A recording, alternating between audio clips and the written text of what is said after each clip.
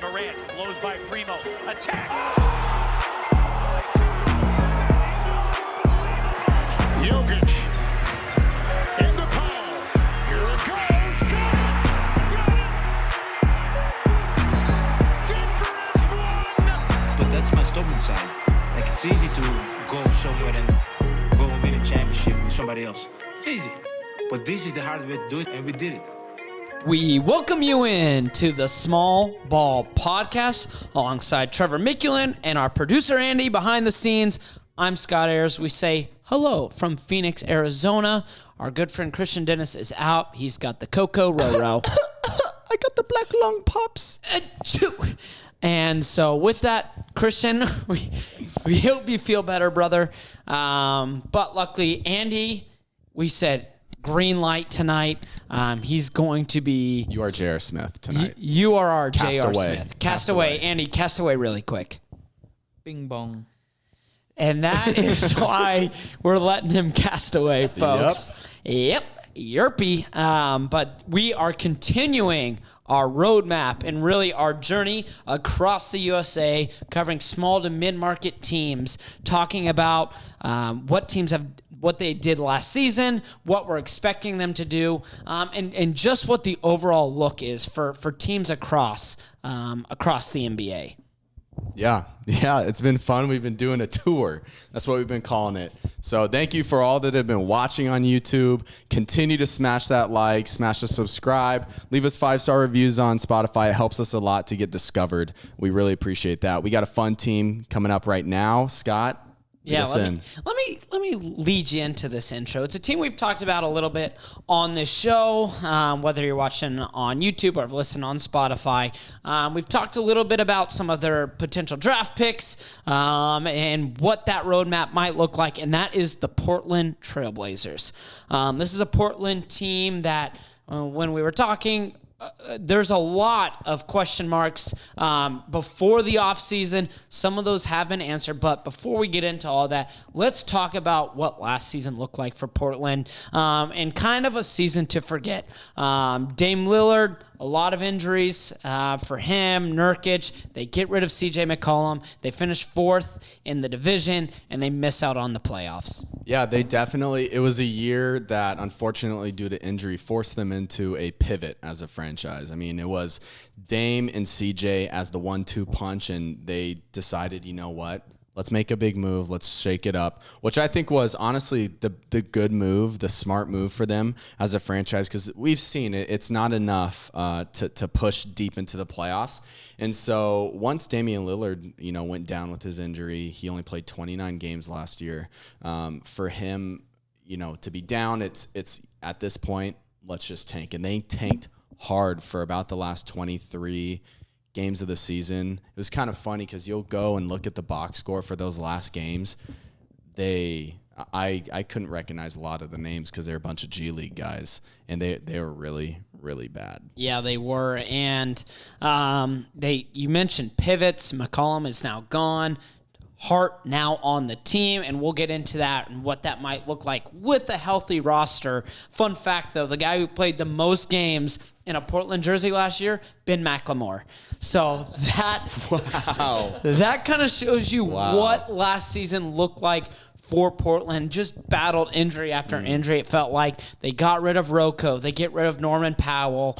And so it kind of led Portland to this spot where it was either sell the team and rebuild or kind of restock and reload. And when you have Dame Lillard, you go the restock and reload route, Trev. Yeah, let's talk about Dame real quick, because I feel like every year with Portland, it's should they trade Damien Lillard? Where is he at? Is he still loyal to the city? Which he is. And if you're Portland, as long as Damien Lillard feels that way about the city and about the team, when he's healthy, you guys, he is a top 10 player in the NBA. You can't move on from that, especially when he wants to be there in Portland. And he's so loyal. Honestly, so honorable of him. But, as far as the franchise, the moves, you have to re-up Nurkic. You have to, Anthony Simons, you have to re-up, which we'll talk about those signings. And I'm honestly... I agree with a lot of the moves that they made this offseason. Their stance as far as the Damien Lillard, trading him, not trading him, you can't trade him. You can't trade him because when he's healthy, top 10 guy in the league. He's a top 10 player in the NBA, and you have to think about for small and mid-market teams, it's hard to find guys of that skill level wanting to stay on a team like that. I mean, you look around, and there's a lot of guys who, I want to play in LA, I want to play in New York, I want to play in bigger markets. When you have a guy like Dame who has that loyalty and as high of a skill level that he has, you hold on to that. You don't throw that away. So I love the idea. They extend him 2 years, they give him a whole lot of money, and they say, all right, this window is now, and we have to start building something in order to compete in the West. Yeah, and when he went down with the injury, what they could have done is just flip the whole roster and blew it up. A lot of Portland fans, honestly, I've seen a lot of Portland fans just ask for that. I've seen, across the NBA, people just, ultimately the big media, they just want to see Dame in another uniform, and that's annoying, of course. But I love the pivot. Get rid of CJ. Honestly, he gave his heart to the city, and he played well for them. Just wasn't the right fit as far as they competed for playoffs. They want to compete for championships. So what are they going to do? They have to take that pivot of finding, a better fit as far as alongside Damien, who are some guys. And I don't think that they're sitting and looking at this roster and being like, yep, we've done it. This is the team that Damien Lillard is going to bring to the finals. I don't think that's their posture right now. I think that this is an interesting kind of year for them as far as transition into the CJ-less Pacers, Trailblazers. And I think that it could bode well for them in the future. I just think that they need to have as far as Damien Lillard, they need to have the knowledge and sight of this isn't the end-all, be-all this season. Right. No, it isn't, but they have started to build around him. And I want to make a comment on this, too.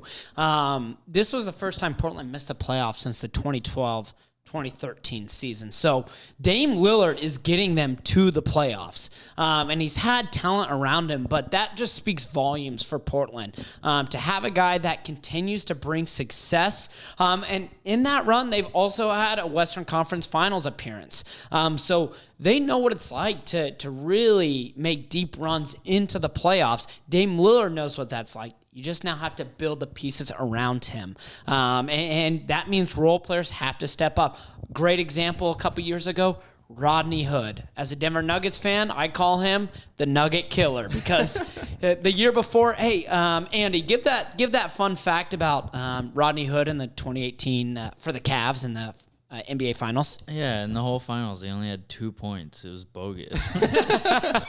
And then you see him play for Portland. He was incredible in that playoff stretch for Portland. Every time he gets subbed in as a Nuggets fan, what was your reaction? I was so angry. I was like, why is this guy just dropping buckets on my forehead? It's Rodney Hood. It's Rodney Hood. He's a Nugget killer. And so to this day, that's all I call Rodney Hood. And those are the kind of guys you need to step up. And we're going to get into this here now. Let's talk about the offseason moves. And like I said, it was either rebuild or restock and reload. They restock and reload. And, of course, they re-signed Nurkic, which is a huge sign of, hey, we want to continue to compete. But they also went out and got a couple guys as well, Gary Payton and obviously acquiring Jeremy Grant. Yeah, so with Nurkic, we just got to hope for health for him as Blazers fans. You got to hope for health for him and Dame. That's huge moving forward. Because Nurkic, obviously, we know that works as far as getting them to the playoffs and up a couple rounds.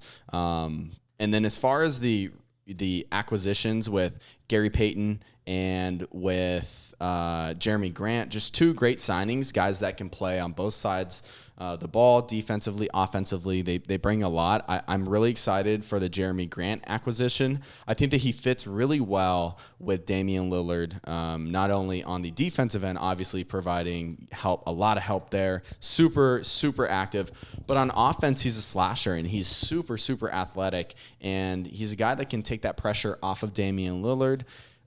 Do I think he's going to play the CJ McCollum role? I don't know if he's going to be that reliable offensively, but he's a guy that I don't think Dame has really played with a player like that. So I'm excited to see what he can do.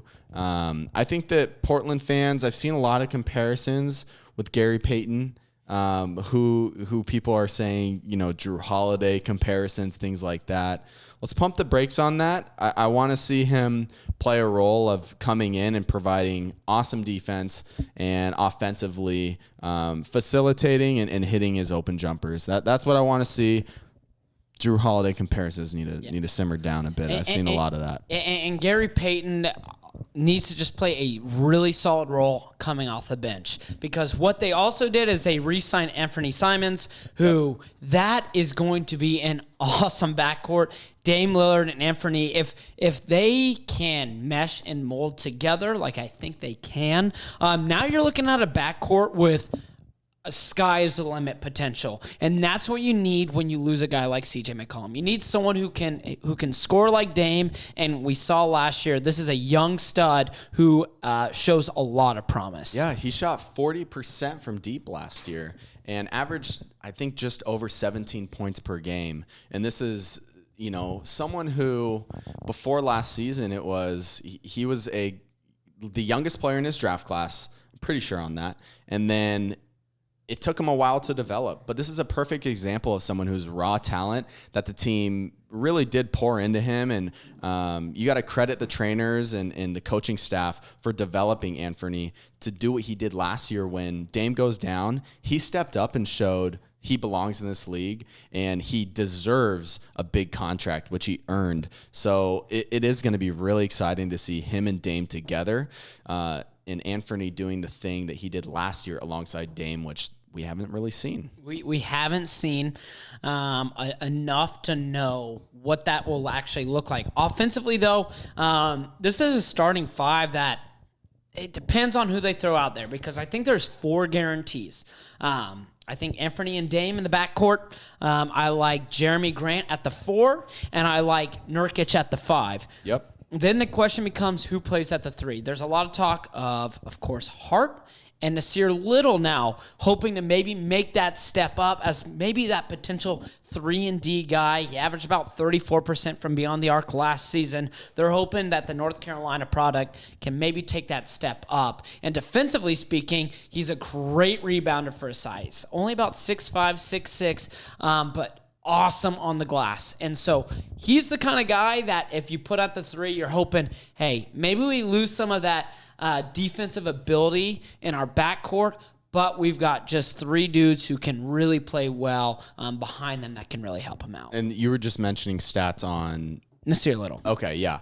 I honestly go the route of starting Josh Hart. I think that he brings, at this point, he's been in the league for years. And so veteran leadership, he's averaging last year just under 20 points per game. He shot 37% from deep, and he's not going to need to shoot that much. He's not going to have to be that, go-to scoring option, because they're going to have Jeremy Grant, they're going to have Anthony, and they're going to have Dame in that lineup.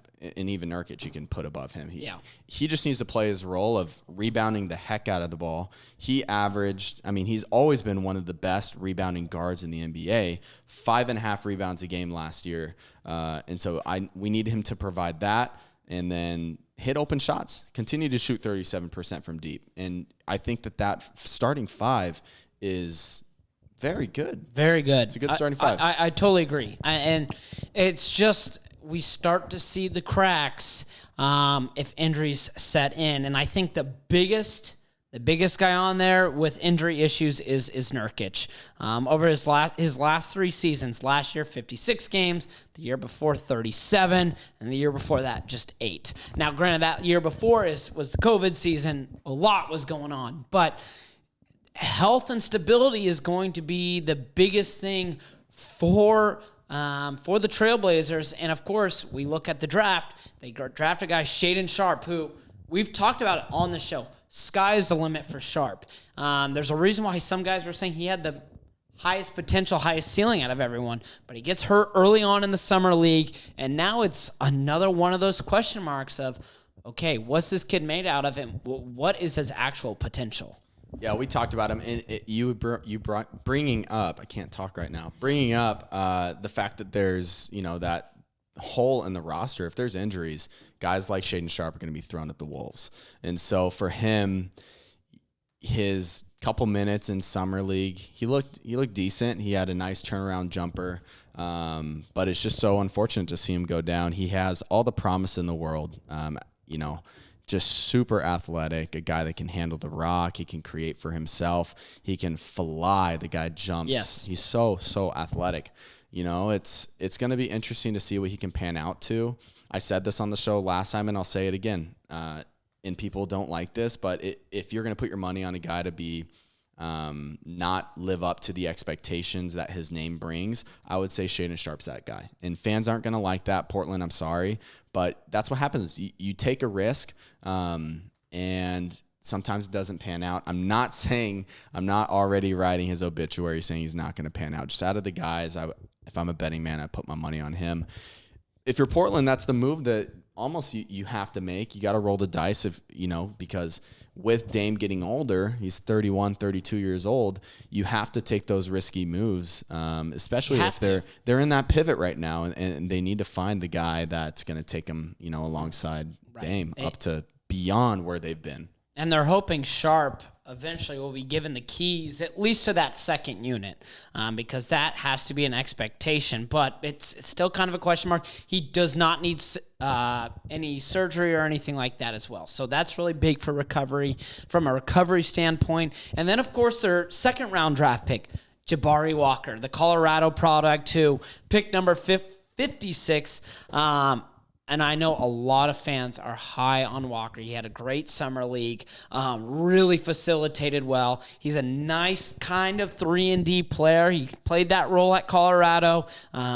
And maybe there's a chance he can steal some minutes as we move into the season. It's always hard to tell. Those late second-round picks are sometimes the word project is used, but Walker honestly could have a quicker moving in process for Portland as opposed to maybe other second-round picks. Yeah, there's always those second-round guys that jump out every year in the draft. There's those guys. Do they have one here? I don't know. I don't know enough. I haven't seen enough of him, but only time will tell. It'll be interesting to see. It will, and Walker, like you said, we'll see. But I know he has a ceiling. He's a pretty darn good shooter. So it's just another weapon, hopefully, Portland is trying to add. So that's kind of what that offseason looked like. They didn't really lose anything in the offseason. It was a lot of re-signings. And so now we move into this upcoming season. And what does Portland actually look to do?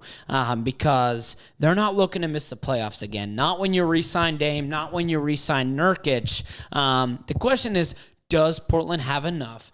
One, to make the playoffs, and two, enough to compete in the West. This is all hinging on health. If they're healthy, if Damien Lillard is healthy, he will alone deliver you 39 wins at least. I agree. Vegas odds have them at 40 and a half. 40 and a half. So I think with Damien Lillard, if he's healthy, at least 39. And then it's those other couple wins. I think that they have the roster, if they're healthy, to bring you up to mid-40s, which bring you into the playoffs. Which seed that is, I don't know. It's always tough to tell in the West what that'll bring you. But I do think if they're healthy, they are a playoff team. With their starting five that we mentioned, their roster construction makes sense. It makes sense. They surrounded Nurkic with a bunch of shooters. Obviously, Damian Lillard with guys that, once he draws the attention to, hit open jump shots, can carry a little bit of load for themselves. Jeremy Grant and Josh Hart and Anthony Simons. I like the roster construction. I like their starting five. The only thing is, let's stay healthy. Yeah, health is going to be a huge factor because if Nurkic goes down, it looks like Eubanks is the guy who's going to fill into that role. Oh, boy. And you think, too, because there's a lot of good centers in the Western Conference, that is a question mark. So health is a great thing to bring up. And then, of course, is how are we going to mold these new guys into the Portland system? Jeremy Grant, of course, being the first one you think of. How are him and Dame really going to mold into this offense together? Because truthfully, I think the best case scenario, if you're a Portland fan, is 5th in the West. I think they can climb as high as 5th in the West, and that is on the back of Damien Lillard. He is a superstar. He is one of the best, if not the best point guard in the NBA right now. You have to be able to believe that Portland is able to get to 5th in the West because I think they have the chance of being a top 5, even a top 3 offense in the West because of their backcourt and having Jeremy Grant. But that kind of goes into that mold, of course, of staying healthy. Because if they're not able to do that, Portland is going to have a world of issues. So that's kind of that outlook. And then on top of that, because we talk about their offense, we talk about health, it's what is everyone else around them doing. And so that's going to be one of the key factors as well. Portland is a good basketball team, and there should be no question about that. It's just how good the Wild Wild West is. And everyone, it feels like, has picked up pieces. Even Sacramento just ahead of them. LA, if they are healthy, what does that look like? Minnesota.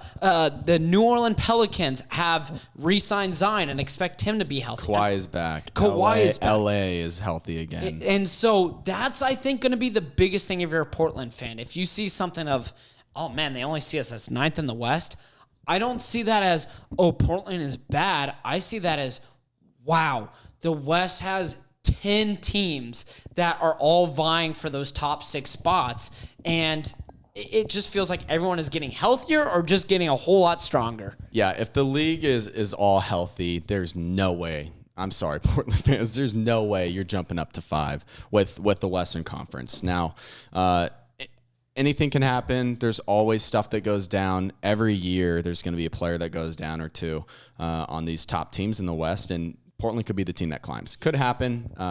If people are healthy, there's no way that's happening. It's going to be very difficult. And that is just solely because of what we're seeing around them. I mean, Luka gets Christian Wood now on his team. Denver gets healthy.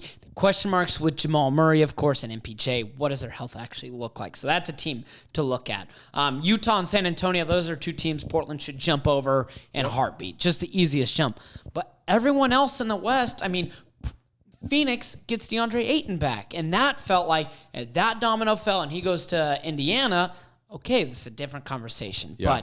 But if you're a Portland fan, just find a way to get into the playoffs because we've seen teams in the playoffs, things change. They got Damian Lillard. In the playoffs, anything can happen if you have Damian Lillard on your team. Completely agree. And that's where you need to find a way. You find a way to get into the playoffs, then you know what? Which, if they're healthy, they're going to do. Yes. Damian Lillard is going to deliver you to the playoffs. I think that 40 and a half Vegas game, if Dame Lillard stays healthy, Portland is hitting that over. I would. Yep. I'm not a betting man, but if I was a betting man, I would put a large sum of money on. How much money? I put about $42 on that. So big pockets. Yeah, I know. I'm willing to spend. I'm a big spender. But I think that's important to understand if you're Portland. Don't look at it as, man, they don't think we're good. No. You guys have what could be a really good starting 5. It's just, holy cow, the Western Conference is stacked. So with that, we're kind of concluding this episode of the Portland Trailblazers and kind of this journey across the Western Conference and across the NBA for small and mid-market teams. So for producer Andy, Trevor Mccollum, my name is Scott Ayers. We say so long for now, and we will see you next week. Anthony Simons time.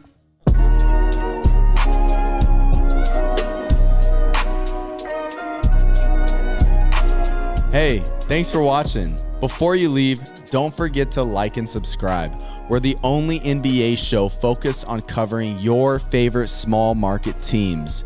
Find us on all social media platforms at Small Ball Podcast.